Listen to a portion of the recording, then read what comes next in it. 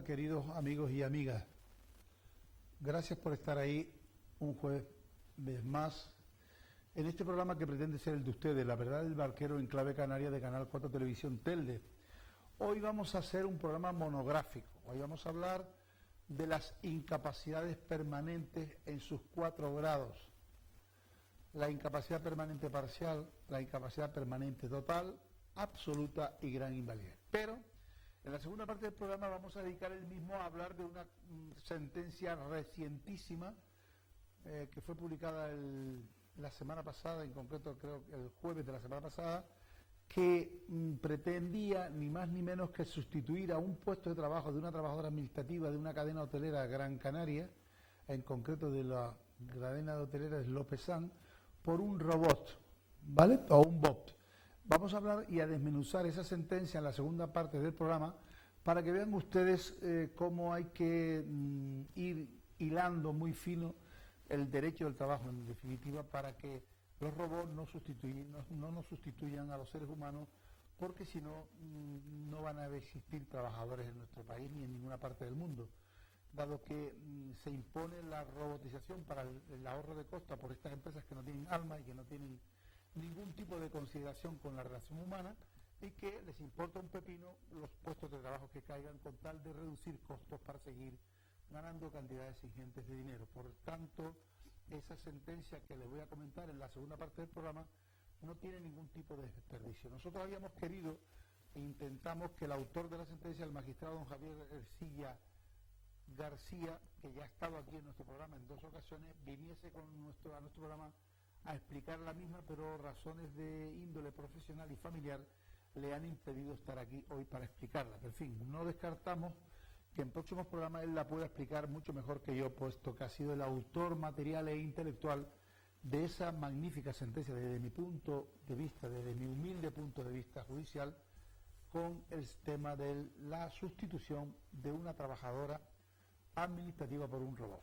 Pero hoy, vuelvo a repetir, quiero darles unas pequeñas pinceladas sobre lo que son, dado que nuestros queridos amigos y amigas nos llaman pidiéndonos que hagamos este tipo de reflexiones, puesto que mucha gente lo que pretende en nuestro programa es aprender y nosotros enseñar lo poco que sabemos, pues nos hemos sometido gustosamente, vuelvo a repetir, a hablar hoy en nuestro programa La Verdad del Barquero en Clave Canaria, hoy jueves 3 de octubre, de las incapacidades permanentes en cualquiera de sus grados. ¿Saben ustedes que el trabajador se puede encontrar en una situación de enfermedad o accidente, en una situación de alteración continuada de la salud que le imposibilite prestar sus servicios en cualquier empresa y por tanto encontrarse en una situación legal de incapacidad permanente? La situación de incapacidad permanente puede generar 2 tipos de pensiones. En primer lugar, la pensión contributiva, que es aquella a la que pueden tener derecho aquellos trabajadores debido a la situación incapacitante que vean disminuidas o alteradas o anulada su capacidad de trabajo, por lo que siempre que reúnan los requisitos exigidos supone una sustitución de las rentas del trabajo que dejan de percibir por una prestación de incapacidad permanente en cualquiera de sus grados. Pero también la situación de incapacidad permanente puede ser una situación de incapacidad permanente no contributiva. No contributiva que cubre igualmente esa contingencia invalidante, pero sin que suponga la existencia previa de una relación laboral. Son aquellas personas que han tenido una relación laboral, que no han tenido la continuidad suficiente para tener derecho a las contributivas y se encuentran en esa situación incapacitante y tienen derecho a esas pensiones no contributivas. No confundámoslas porque son totalmente diferentes, no tienen nada que ver una con la otra, aunque tienen algunas similitudes. En concreto, hay 3 diferencias con respecto a la incapacidad permanente contributiva de la no contributiva, y a saber son las siguientes. La más importante entre la incapacidad permanente contributiva y la no contributiva son, en primer lugar, que la incapacidad permanente contributiva siempre es sobrevenida y la invalidez no contributiva puede ser congénita o sobrevenida. En segundo lugar, para la elaboración de la invalidez no contributiva se tienen en cuenta una serie de factores sociales complementarios que no se tienen en cuenta en la contributiva. Y en tercer lugar, en la incapacidad permanente contributiva, los grados de incapacidad pueden, mejor dicho, tienen denominación propia: la incapacidad permanente parcial, la total, la absoluta o la gran invalidez. Y sin embargo, en la invalidez no contributiva, los grados se expresan en porcentajes: 33, 65, 48, 28. Por tanto, vean las diferencias o las tres diferencias principales entre una incapacidad no contributiva, o mejor dicho, entre una contributiva y una no contributiva.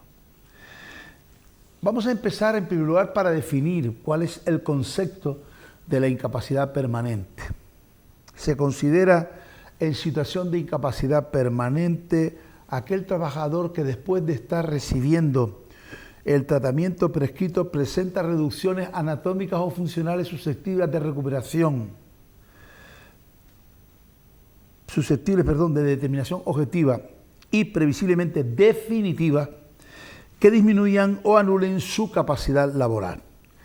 No impide la calificación de incapacidad permanente la posibilidad de recuperación de la capacidad laboral si dicha posibilidad se estima médicamente como incierta o a largo plazo. Y además, como saben ustedes, ha de estar establecida bien en la resolución judicial del equipo de evaluación de incapacidades, si estamos hablando de si se puede ser o no recuperable esa incapacidad, o revisable, mejor dicho, o también puede ser establecida en la sentencia que así lo determine. Y también, aunque sería muy largo explicarlo, esa situación de posibilidad de recuperación de la incapacidad es una situación de reserva de puesto al derecho del trabajo. ¿Qué quiere decir esto? Que si usted hoy le declaran en una incapacidad permanente cualquiera de sus grados, sobre todo la total, la absoluta, la gran invalidez, y los médicos establecen o piensan que usted pudiera ser revisado en un plazo de 1 o 2 años y que usted pudiera recuperar su capacidad laboral, esa duración de esa posible recuperación es considerada situación de suspensión del contrato de trabajo y por lo tanto de reserva del puesto de trabajo. Con lo cual usted, imagínese una persona que es declarada en incapacidad permanente total o absoluta y que al cabo de 1 año recupera su capacidad laboral. ¿Qué pasa? ¿Esa persona se iría a la calle y se quedaría sin puesto de trabajo al volver a recuperar su capacidad laboral? No, tiene el derecho a volver a su puesto de trabajo, vuelvo a repetir, en el plazo de 2 años desde la declaración de incapacidad permanente. ¿Cuál es el procedimiento de declaración de la incapacidad permanente? La competencia exclusivamente es a la Dirección Provincial del INS, del Instituto Nacional de la Seguridad Social, de la provincia en que se encuentre el trabajador que pueda estar afecto a una incapacidad permanente. Y a través de esos equipos de valoración de incapacidades, la EBI, los famosos EBI, que han de examinar la situación de incapacidad de ese trabajador o trabajadora y determinar si se encuentra afecto en alguno de sus grados. Se inicia, por supuesto, de oficio o a instancia de las entidades colaboradores, por supuesto de las mutuas también, o del propio interesado que puede solicitarla si considera que su situación incapacitante no requiere más esperas y por lo tanto puede solicitarla de los equipos de la evaluación de incapacidad del EBI, del INS, y puede declararla o no. Pero también saben ustedes que pueden ser de oficio a través del INS, de su propio equipo de evaluación de incapacidades, de las entidades colaboradoras o también de los interesados.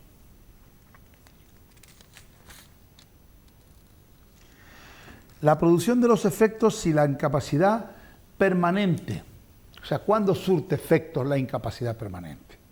¿Cuándo nos empezamos a cobrar esa situación nueva que se nos ha dado en nuestra situación laboral? Pues mire usted, si es presidida de la situación de IT, si nosotros venimos ya incapacitados temporalmente por enfermedad o por accidente y que se extingue por transcurso de su duración máxima, saben ustedes que la duración máxima de las incapacidades tienen, en primer lugar, 12 meses, en los cuales nos está abonando esa incapacidad la empresa, pero lo está abonando a través de la denominación del pago delegado. Quiere decir esto que la empresa no lo paga las prestaciones, pero luego las deduce de la seguridad social, de la cotización a la seguridad social, ¿de acuerdo? Por lo tanto, quien paga las prestaciones es el INS o la entidad colaboradora, pero no las empresas. Las empresas solo hacen que adelantan el dinero y luego se resarcen del mismo a través de la deducción, descuentan de sus pagos a la Seguridad Social esas prestaciones que han abonado por cuenta y riesgo de las entidades colaboradoras de la Seguridad Social.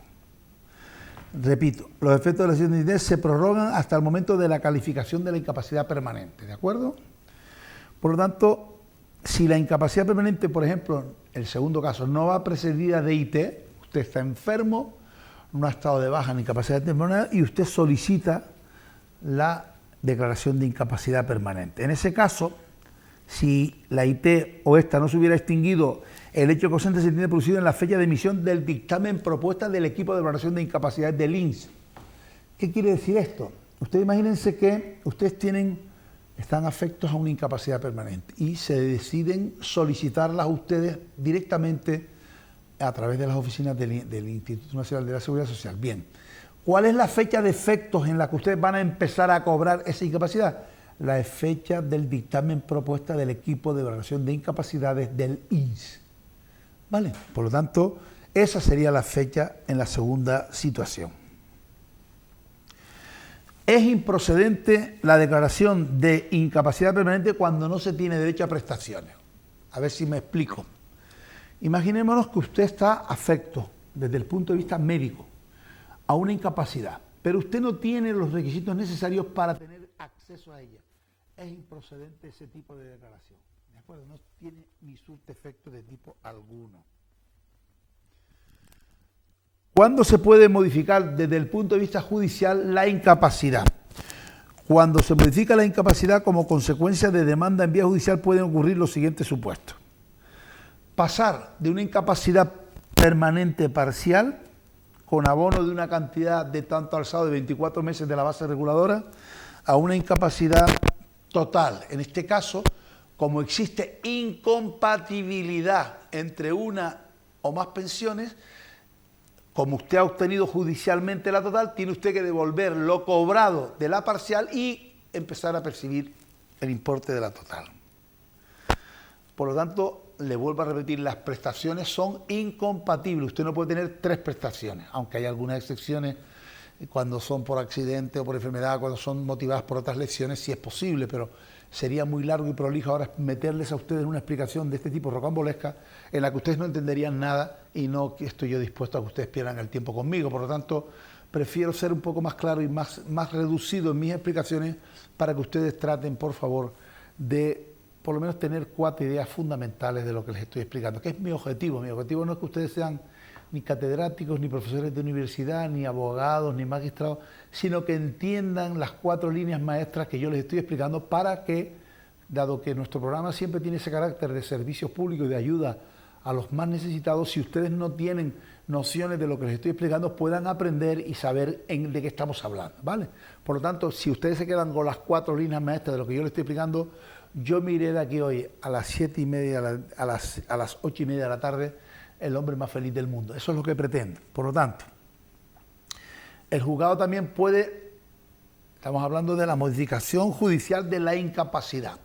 El juez de lo social puede también determinar que no existe grado de incapacidad de tipo alguno, cuando ha sido reconocida y abonada una incapacidad permanente parcial. El interesado no está obligado, en este caso, a su reintegro. Eso no deja de ser una protección judicial muy onerosa. O sea, usted no va, aunque le quiten la incapacidad permanente parcial, usted no va a tener que devolver las 24 mensualidades que en salarios e importes importantes, valga la redundancia, pueden suponer cantidades bastante importantes.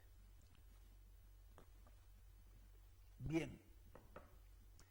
Reconocerle también puede el juzgado de lo social reconocerle a usted un grado inferior.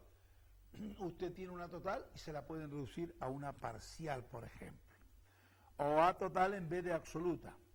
También no cabe la compensación de cantidades, ya que no se puede exigir del beneficiario la devolución de la pensión percibida durante la sustanciación del recurso. Es una sentencia del Tribunal Supremo de 24 de julio de 1996.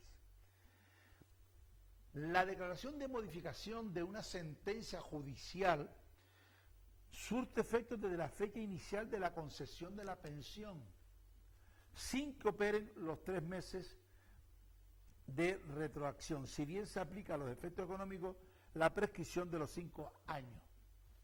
Por tanto, repito, la modificación generada por la resolución judicial surte efectos de la fecha inicial de la concesión de la pensión, sin que opere la de los 3 meses anteriores a la concesión de la misma. Vamos a pasar ahora a cuándo, en qué situaciones puede ser denegada, puede ser anulada o puede ser suspendida el derecho a su pensión de incapacidad permanente. El derecho a las prestaciones económicas por incapacidad permanente puede ser denegado, anulado o suspendido. En primer lugar, cuando el beneficiario, usted o yo, hayamos actuado de forma fraudulenta. Todo aquel que trata de cometer un fraude está sometido a la posibilidad de que esa pensión sea anulada por ese fraude que presuntamente ha cometido. En segundo lugar, cuando la incapacidad permanente sea debida o se haya agravado a consecuencia de imprudencia temeraria del beneficiario. Ustedes imagínense que una persona tiene una incapacidad permanente, dado que tiene una afección muy importante en el maleolo de la pierna derecha y se pone a jugar al fútbol y le parten la pierna. Pues mire usted ha sido un imprudente porque usted no tenía que haber jugado al fútbol dado su condición de incapacidad permanente, y usted lo que ha hecho con su actuación fraudulenta, con su actuación, imprudente, usted ha dado lugar a que le den una pensión de incapacidad permanente o que le quiten la misma. Por lo tanto, esa imprudencia temeraria del beneficiario da lugar también a que la incapacidad puede ser extinguida. También, cuando la incapacidad sea debida o se haya agravado a consecuencia de que el beneficiario, sin causa legal alguna, haya rechazado el abandono, el tratamiento sanitario al que venía siendo sometido durante la incapacidad temporal. Claro está, hay mucha gente que se creen médicos y abandonan los tratamientos de esa incapacidad que luego va a dar lugar, vuelvo a repetir, a esas incapacidades permanentes. Por tanto, en esos casos también la prestación puede ser suspendida. Y por último lugar, en cuarto lugar, cuando el beneficiario, sin causa razonable de tipo alguno, rechace o abandone los tratamientos o procesos de rehabilitación o de readaptación procedentes. También puede serle extinguida su pensión de incapacidad permanente. Ahora vamos a empezar a hablar de lo que aquí nos trae, que serían los grados de la incapacidad permanente.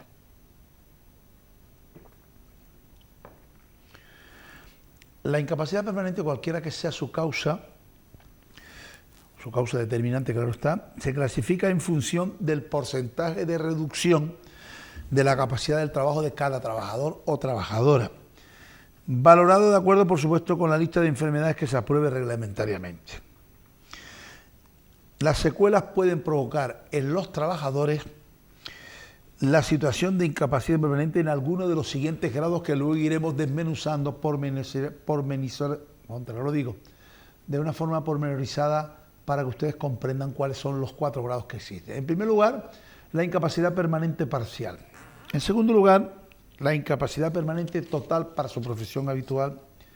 En tercer lugar, la incapacidad permanente absoluta para todo trabajo. Y en cuarto lugar, la gran invalidez.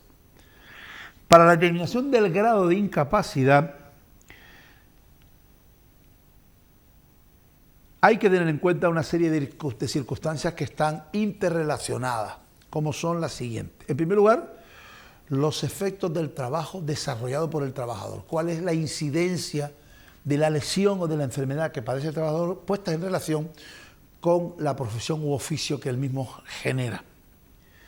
Por lo tanto, hay que tener en cuenta, en segundo lugar, también el conjunto de dolencias, no una sola, sino todas las que padece el trabajador, sean consecuencia del accidente o que se hayan agravado como consecuencia de la enfermedad. En definitiva, hay que ver todas las dolencias que tenga la persona para poder determinar si está afecto o no a una incapacidad. No solo la que da lugar, por ejemplo, a la incapacidad temporal, sino todas las dolencias que, puestas en relación con su estado físico y psíquico, pueden determinar la incapacidad o no de un trabajador.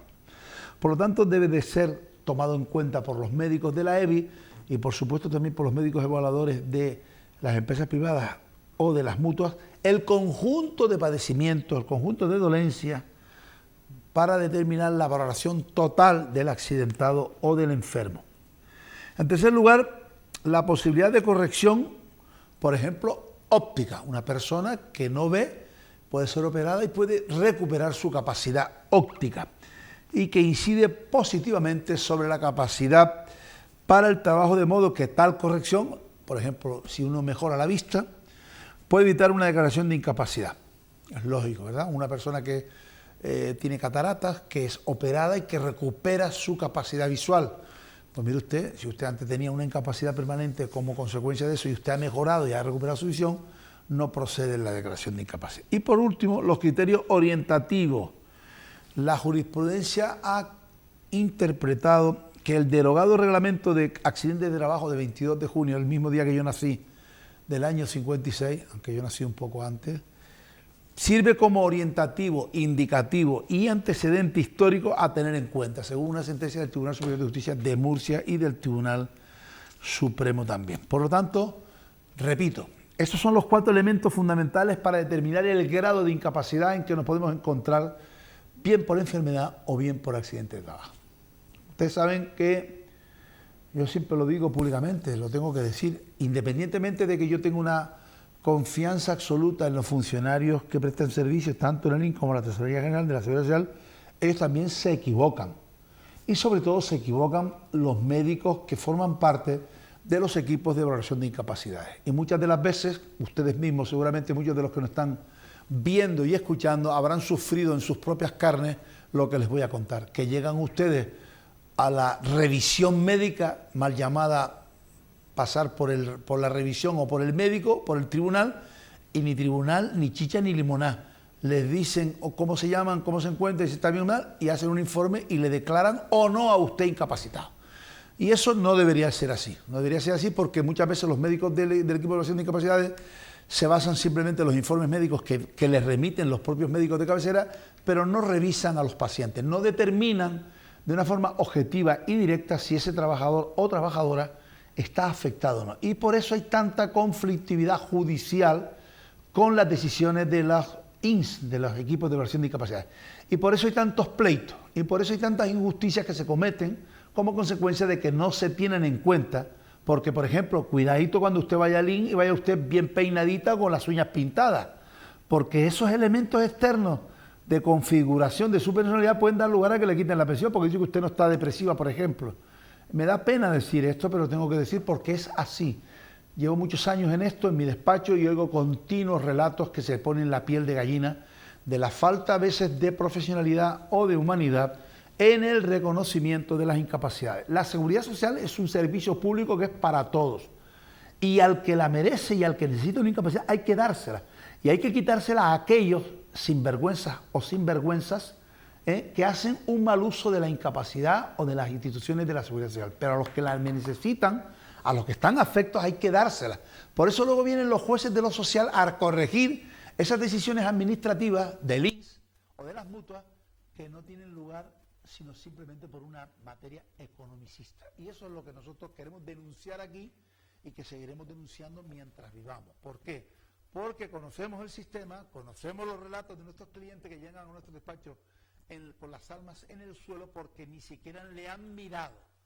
Y repito, no vaya usted bien vestida, bien peinada o con las uñas bien pintadas, porque puede usted ser víctima de una apreciación externa de su grado por la apariencia externa que usted dé y le pueden denegar la pensión. Por lo tanto, vaya usted despeinada, sin lavarse la cabeza el día anterior, que envíe eso un poco desagradable, pero hágame caso, porque por circunstancias que he sufrido en mis propias carnes, de un familiar mío muy directo, hemos tenido la desgracia de que por la situación externa de la paciente se le haya denegado una pensión que luego el juzgado declaró absoluta de una persona con una gravísima enfermedad psíquica y física.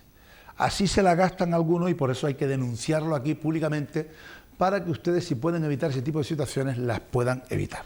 Bien, profesión habitual. ¿Cuál es?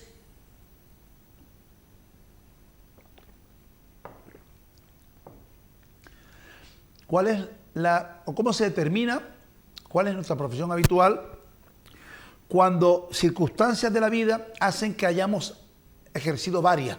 Cuando uno nace y se muere como conductor de autobuses o de guagua, como me gusta decir a mí, o de camiones, no hay ningún tipo de duda. Cuando uno es oficial primer albañil, no hay ningún tipo de duda. Pero cuando uno es repartidor de telepizza, cuando uno es conductor, cuando uno es peón de la construcción, cuando otro es ayudante mecánico, cuando otro es, en fin, agricultor, para determinar la profesión habitual hay que tenerlo muy en cuenta. Y eso es lo que les voy a explicar ahora.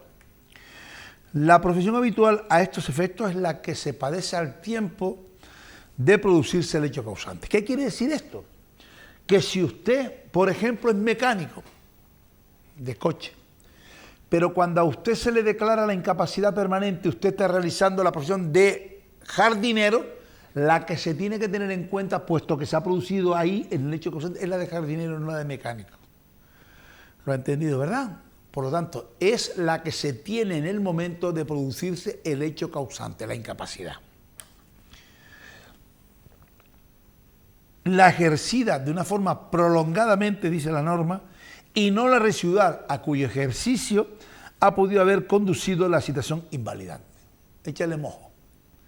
En caso de enfermedad común es aquella que el trabajador dedicado a su actividad fundamental durante los 12 meses anteriores a la fecha en que se hubiese producido la incapacidad temporal de la que se derive, sin incluirse el tiempo del desempleo.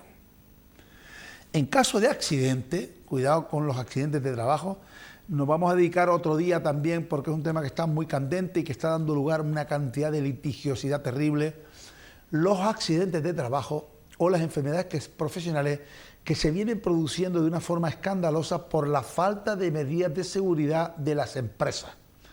Los accidentes que se producen porque las empresas no toman las medidas de prevención de riesgos laborales necesarias para evitar esos accidentes. Vamos a dedicarle dentro de un par de programas un monográfico a ese tema porque, vuelvo a repetir, cada día en nuestro despacho se presentan muchos más casos de este tipo que hay que de alguna forma entre todos tratar de paliar para que las empresas cumplan, sobre todo las grandes empresas, porque las pequeñas y medianas también incumplen, pero donde se dan a veces los casos más ejemplares son en las grandes, que son las que más medios tienen, las que no deberían de producir ese tema, pero que en realidad se producen por desgracia para todos. Bien, como les digo, el caso de accidente es la ejercida por el trabajador de una forma normal al tiempo de sufrirlo y no la desempeñado en el momento de solicitarse la prestación de incapacidad. ¿Qué quiere decir esto? Imagínense ustedes que un trabajador está ejerciendo la labor de mecánico de vehículos, volvamos con los mecánicos otra vez, y se produce el accidente que es la que va a dar lugar a la incapacidad. Pero luego pasa un año y cuando pasa un año ya no es mecánico, sino que ahora es pintor de edificios.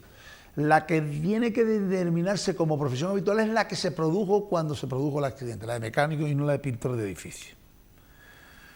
En relación con la enfermedad profesional, es aquella de la que se produjo también cuando se produce el hecho causante. Cuando hablamos de profesión también hay que entender que se toma como uno de los parámetros de las tareas propias de la profesión habitual que uno venga ejerciendo, lo que no equivale a las concretas labores que desempeñaba el trabajador normalmente. No cabe identificar profesión habitual con puesto de trabajo habitual, no confundamos ambas cosas. No se puede confundir con el grupo profesional, entendiéndose por el grupo al que se agrupa unitariamente las actitudes profesionales, titulaciones y contenido general de la prestación y pueden incluir tanto diversas categorías profesionales como distintas funciones o especialidades profesionales. Y ahora vamos a empezar a explicar brevemente cuáles son las 4 incapacidades permanentes. La incapacidad permanente parcial es aquella que sin alcanzar el grado de total, que es la superior, ocasiona al trabajador afectado una reducción o disminución no inferior al 33% de su rendimiento normal para su profesión habitual sin impedirle la realización de las tareas fundamentales de la misma. Existe tal tipo de incapacidad cuando las tareas, aún sin merma del rendimiento o sin reducción de las prestaciones salariales, se desarrollan con mayor penosidad y dificultad. Y no cuando existe una significación suficiente en las lesiones para determinar una reducción del rendimiento de las tareas habituales de la trabajadora según una sentencia del Tribunal Superior de Cataluña de 20 de junio del 2000. Efectos respecto al puesto de trabajo cuando tenemos una incapacidad permanente parcial, repito, parcial, cuando la disminución no es inferior al 33% de nuestra capacidad laboral. Los trabajadores declarados de incapacidad permanente parcial tienen derecho a reincorporación a su puesto de trabajo en las condiciones siguientes según la influencia de la incapacidad. Claro, teniendo en cuenta cuál es el grado de incapacidad que tenemos para ver si la afectación de esas disminuciones de nuestra capacidad laboral influyen más o menos en nuestro puesto de trabajo. En el medio de la incapacidad no afecta al rendimiento normal del trabajador. El empresario ha de reincorporarlo en el puesto que ocupaba antes de incapacitarse en caso de imposibilidad ha de mantenerse el mismo nivel retributivo. La incapacidad supone disminución del rendimiento, como no podía ser menos. El empresario ha de acreditar tal disminución y ha de ocupar al trabajador en puesto adecuado a su capacidad residual. Si no existiese puesto semejante, puede reducir proporcionalmente el salario, siempre que la reducción no sea superior al 25% ni que los ingresos sean inferiores al salario mínimo interprofesional cuando se realice jornada completa. Cuando el trabajador declarado en situación de incapacidad permanente parcial recobra total capacidad para su profesión habitual, tiene derecho a reincorporarse a su puesto de trabajo original siempre que el puesto que viene ocupando la declaración, en fin, con una serie de condiciones, pero puede recuperar su puesto original. Prestación económica. ¿Quiénes son los beneficiarios de la incapacidad permanente parcial? Pues mire usted, son beneficiarios de la prestación por incapacidad permanente los trabajadores por cuenta ajena, afiliados y en alta, o en situación asimilada al alta, y que no se requiere periodo previo de cotización si deriva de accidente laboral o no, o enfermedad profesional, pero si deriva de enfermedad común se requiere un periodo de cotización consistente según la edad en la baja por enfermedad con 21 años o más, 1.800 días en los 10 años anteriores, en la fecha que se haya extinguido la IT, y menores de 21 años la mitad de los días transcurridos entre la fecha de que se cumplieron los 16 años y la del hecho causante de la incapacidad temporal, más todo el periodo de incapacidad temporal, 545 días consumidos o no. ¿Cuál es la cuantía? ¿Cuánto vamos a cobrar si nos declaran incapacidad permanente parcial? Pues mire usted, es una indemnización a tanto alzado de 24 mensualidades de la base reguladora que se haya servido para determinar la prestación de IT. Compatibilidad. La prestación de incapacidad permanente parcial es compatible, lógicamente, ya que no se extingue la relación laboral, usted no se tiene que ir a casa, con el trabajo por cuenta propia o por cuenta ajena. Por tanto, se puede tener derecho a la prestación económica de incapacidad temporal y al cómputo de un nuevo periodo de efectos de duración máxima de dicha prestación, a pesar de derivar las mismas dolencias. Ahora pasamos a la total, porque ya son las 8 menos 25 y por tanto quiero ver si antes del descanso puedo explicarles la total. Se entiende por incapacidad permanente total para la profesión habitual la que inhabilita al trabajador para la realización de todas o las fundamentales tareas de su profesión, siempre que puede dedicarse a otra distinta. Hay que partir de las lecciones y relacionarlas con la actividad para ver las dificultades que provoca, ya que debe poder realizar las tareas con un mínimo de capacidad o eficacia profesional y con un rendimiento económico aprovechable y sin que se trate de la mera posibilidad del ejercicio esporádico de una determinada tarea. ¿Cuáles efectos con respecto al puesto de trabajo de esta total, de la incapacidad permanente total? Pues mire usted, la extinción permanente puede dar lugar a la extinción del contrato de trabajo tras una declaración de incapacidad permanente total previsiblemente definitiva, la suspensión del contrato, que es lo que le expliqué al principio, tras la declaración de incapacidad permanente de probable revisión por mejoría, tras la que en su caso se pueda incorporar a la empresa durante 2 años. Por tanto, es diferente una declaración de incapacidad permanente previsiblemente definitiva, que sabemos que no puede tener una recuperación, aunque se concrete un plazo para su solución por agravación o mejoría, y por ello extintiva de la relación laboral, y una declaración de incapacidad permanente de probable revisión por mejoría, y por ello suspende la relación laboral. Recuerde lo que les dije al principio, que podemos estar hasta 2 años después de habernos declarado incapacitados permanentes para tener derecho a nuestro puesto de trabajo. Mucha gente entra en un éxtasis cuando piensan que cuando se les declara incapacidad permanente ya no pueden volver a su puesto de trabajo en caso de mejoría. No, pues sepa usted que no. Si esa incapacidad permanente total, vuelvo a repetir, es mejorable a criterio de los equipos de valoración de incapacidad o a criterio del propio juez de lo social en su revisión, usted tiene reserva de puesto de trabajo durante 2 años después de esa declaración. ¿Vale? suspensión del contrato de trabajo, vuelvo a repetir, los trabajadores de incapacidad permanente total o absoluta o gran invalidez pueden incorporarse de nuevo a la empresa en las siguientes situaciones, cuando la declaración recoja la posible mejoría en un plazo de 2 años, lo que le estoy diciendo. Cuando esté prevista su recolocación en puestos de trabajo a su capacidad en normas convencionales a través de los convenios colectivos o otras fuentes reguladoras de la relación laboral. ¿Vale? Por lo tanto, pueden ustedes reincorporarse en el plazo de 2 años después de esa declaración de incapacidad. Prestación económica. Beneficiarios. ¿Quiénes pueden percibir esta prestación? Son los trabajadores afiliados y en alta, en la seguridad social o en situación asimilada al alta. En cuanto al periodo de prestación requerido, si deriva de accidente de trabajo, laboral o no, o enfermedad profesional, no se requiere ningún periodo de carencia. Si deriva de enfermedad común que tenga un periodo de cotización de, en primer lugar, se sujeta a educación que tiene menos de 31 años, un determinado periodo, y si tiene cumplido los 31 años, otro determinado periodo que es muy largo de explicar aquí. Por lo tanto, sepan ustedes que tienen una prestación económica dependiendo si tienen una serie de periodos, vuelvo a repetir, de cotización, teniendo en cuenta que si es por accidente de trabajo no necesita usted tener periodo de cotización previo ninguno, y si es por enfermedad común, lo que dependiendo de si es menor de 31 años o mayor de 31 años. La cuantía de la pensión, saben ustedes, es una pensión vitalicia y consiste en el 55% de la base reguladora correspondiente a la incapacidad permanente total. También saben ustedes que existen unas cuantías mínimas, ¿vale? Que aunque ustedes, dependiendo de la cotización que hayan realizado, van a cobrar como mínimo un mínimo.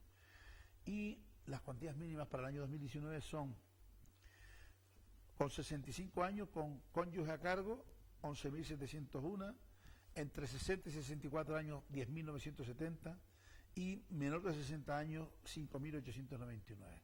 Sin cónyuge, otra serie de fin, y con cónyuge a cargo, otra serie de cuantías que evidentemente ustedes tienen que... La citada pensión vitalicia puede ser sustituida excepcionalmente por una indemnización a tanto alzado cuando el beneficiario tenga menos de 60 años. La cuantía de dicha indemnización se fija en función de la edad, pero para que ustedes lo vean más o menos, si tiene menos de 54 años puede recibir 84 mensualidades, y si tiene 59 años, 12 mensualidades. ¿De acuerdo? ¿Cuál es la base reguladora? El cálculo de la base reguladora de la prestación de incapacidad permanente varía según la causa, sea por enfermedad o sea por accidente. Enfermedad común. Para el cálculo de la base reguladora hay que aplicar los siguientes pasos. El cociente, en fin, es muy difícil explicar televisivamente cómo se calcula, porque ustedes tampoco tienen ahora bolígrafo y lápiz, ni tienen ustedes ganas de estar tomando nota de estas pesadez que yo les estoy explicando, de cómo se calcula una base reguladora. Si ustedes tienen algún interés en saberla, pues me llaman por teléfono y yo gustosamente les aclaro. Cuando es por accidente laboral, no laboral, también saben ustedes que no tienen derecho, no tienen que tener pensión, mejor dicho, no tienen que tener periodo de carencia, porque tienen derecho exactamente como si fuera un accidente de trabajo. Aunque, vuelvo a repetirle, la base reguladora se vaya dividiendo por 28 la suma de la base de cotización de los 24 meses consecutivos elegidos por el ingresado dentro de los 7 años inmediatamente anterior a la fecha de derecho causante.